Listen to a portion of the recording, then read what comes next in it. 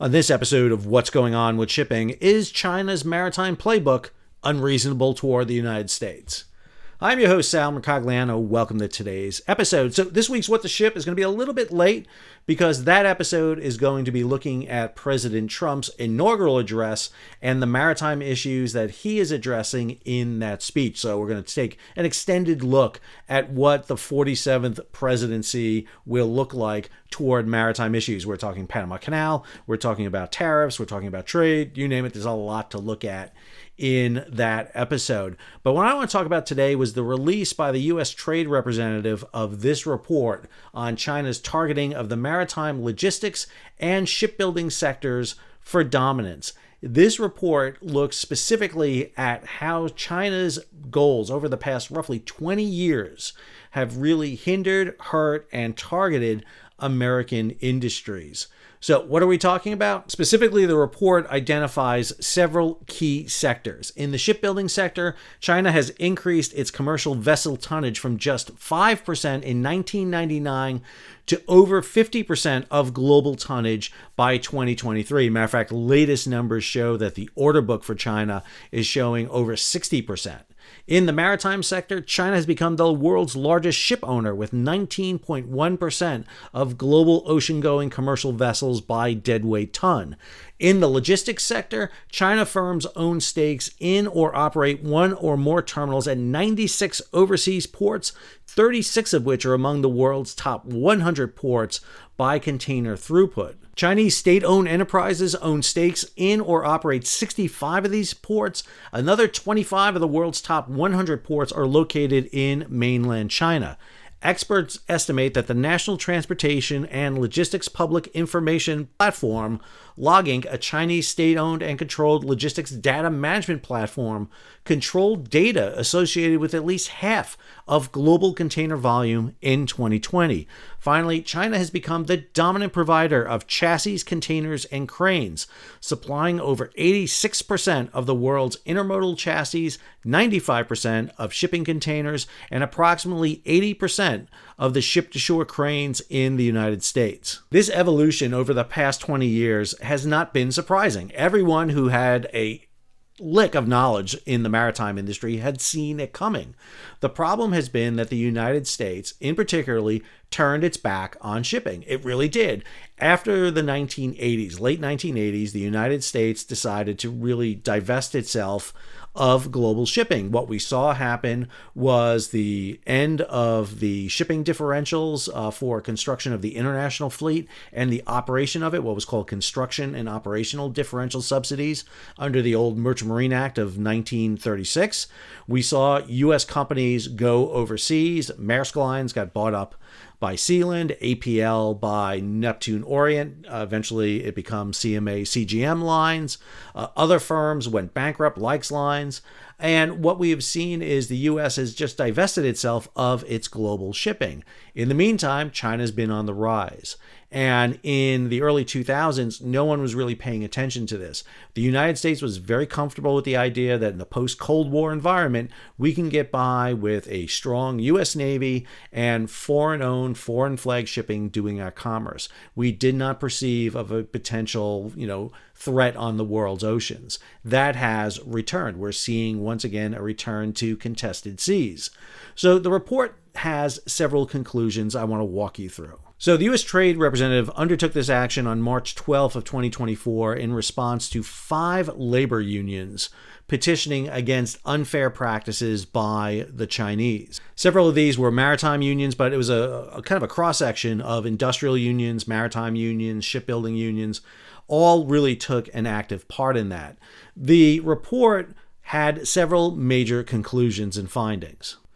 First, the report identified that China's targeting of the maritime logistics and shipbuilding sectors for dominance is unreasonable. First, China's targeting of maritime logistics and shipbuilding sectors for dominance displaces foreign firms, deprives market-oriented business and their workers of commercial opportunities, and lessens competition. So a lot of the big critics of this talk about the fact that the U.S. has a monopoly with things like the Jones Act, that therefore they are preventing competition from happening. What this report says is because of Chinese practices, they are doing the same thing, except on a global nature, not just a domestic nature. This is impacting not just the United States, but countries like Japan and Korea that are seeing their shipbuilding numbers decline. Second, China's targeting of the maritime logistics and shipbuilding sectors for dominance creates dependencies on China, increasing risk and reducing supply chain resilience. I've talked about the fact before that if China really wants to make their muscle felt,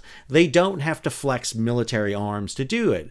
Through their ownership and control over a major shipping firm like the Chinese Overseas Shipping Company, for example, they can have their ships slow down, show up late in ports, therefore causing chaos around the entire global supply chain. Plus, their dominance in certain areas, such as ship-to-shore cranes and container purchasing, really puts them in a dominating position. Third, China's targeting of the maritime logistics and shipbuilding sector is unreasonable because of China's extraordinary control over its economic actors and these sectors.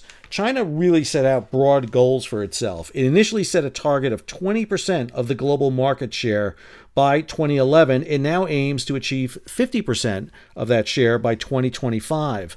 For maritime engineering equipment, China initially targeted 10% of the global market share by 2011.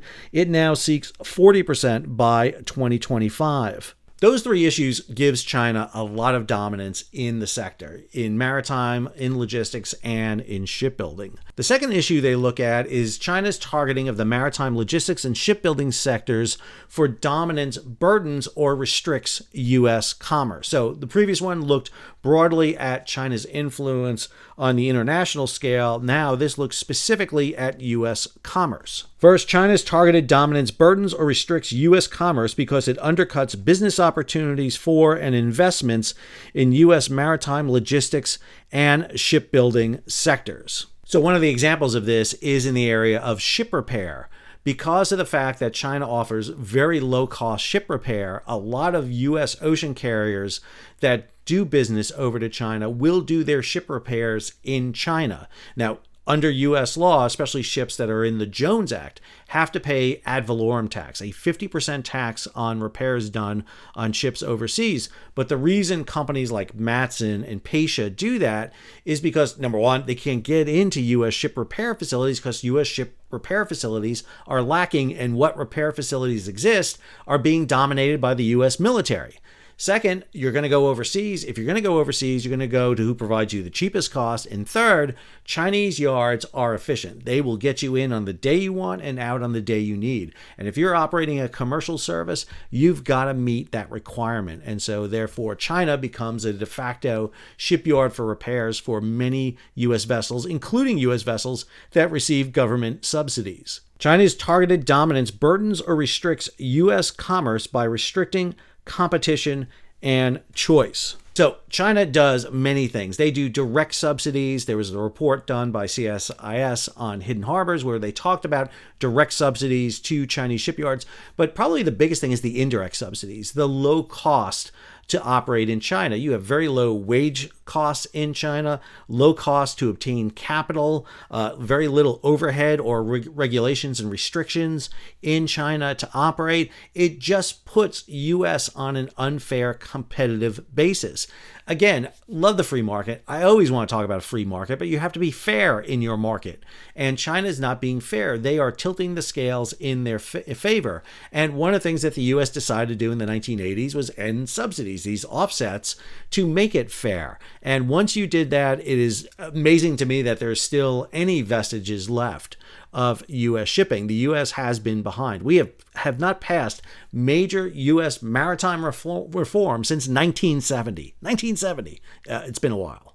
All right. Third, China's targeting for dominance burdens or restricts U.S. commerce because it creates economic security risks from dependence and vulnerabilities in sectors critical to the functioning of the U.S. economy. According to data, only about 2% of U.S. imports exports is carried on U.S. ships. Now, by no means do I think we should be carrying 100%. That's an impossible goal. No nation should ever be looking at that. But back in 1920, when we passed the Jones Act, which was not just on cabotage, but a comprehensive national maritime strategy, the reason that bill came into place is because of World War I in 1914, we were only hauling 11% of our imports and exports on U.S. flag ships. And when World War I happened, what we saw was the British, the French, the Italians, and most importantly, the German ships all disappeared from our ports, goods piled up on the docks, and we had an economic depression. The U.S. stock market closed for months. It was a massive impact on the United States. And the Merchant Marine Act of 1920, the Jones Act, aimed to fix that by ensuring that we had both a domestic commercial fleet to move goods. Remember, we didn't have an interstate highway or pipeline system at the time, but also a international trading fleet, along with all the mechanisms you want for shipping, a government oversight board, control over rates, programs for shipbuilding, rights for mariners, a training program for mariners. It was really a nationalistic maritime policy. All right, fourth, China's targeting for dominance burdens or restricts U.S. commerce by undermining supply chain reliance. This is obviously highlighted by the fact that if you want to get empty containers, which we saw during 2021, 2022, that was at a premium because those containers were owned and leased by Chinese firms. You could not get an empty box in the United States. This is not complex. We're talking about metal boxes. This should not be rocket science to get this. But at the same time, we saw China not just building the boxes, but controlling the leasing firms. Ship-to-shore cranes. We've already had the instances with the Chinese mounting in those cranes modems and uplinks so that they can monitor data. Not so much that they can control the cranes, but they can gather the data. And, it's the Chinese oversight of the global economic system and the global trade network that is perhaps the most scary for the United States. It is Chinese dominance and oversight of the global economic system that perhaps causes the most concern. Finally, the results of the investigation indicate that China's targeting of the maritime, logistics, and shipbuilding sectors for dominance is unreasonable. Second, China's targeting of the maritime, logistics, and shipbuilding sectors for dominance burdens or restricts U.S. commerce. Now, I haven't gone into the full 170 pages of this report. I will have the link to it in the show notes, along with several articles done by several of the maritime trade journals on this. But I do think it highlights a lot of issues that everybody knew in the maritime sector. It's just taken literally an act of Congress to get the U.S. Trade Representative to put this report together so that we can all see where the dominance does exist. This did not happen overnight. This has been a long, gradual process. The U.S. decided to retreat from its status as a true maritime power, both in naval and commercial. We started doing that in late 70s or into the 80s. It has been going on ever since.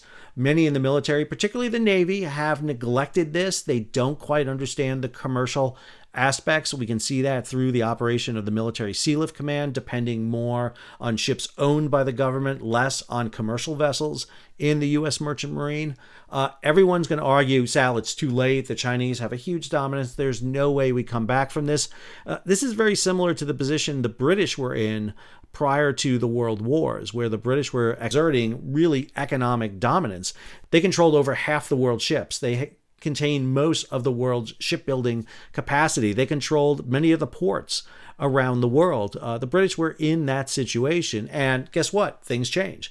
Dominance happens. It took 2 world wars for the U.S. to accelerate, but then the U.S. failed to learn the primary lesson of both World War I and World War II is that Allied success depended on shipping.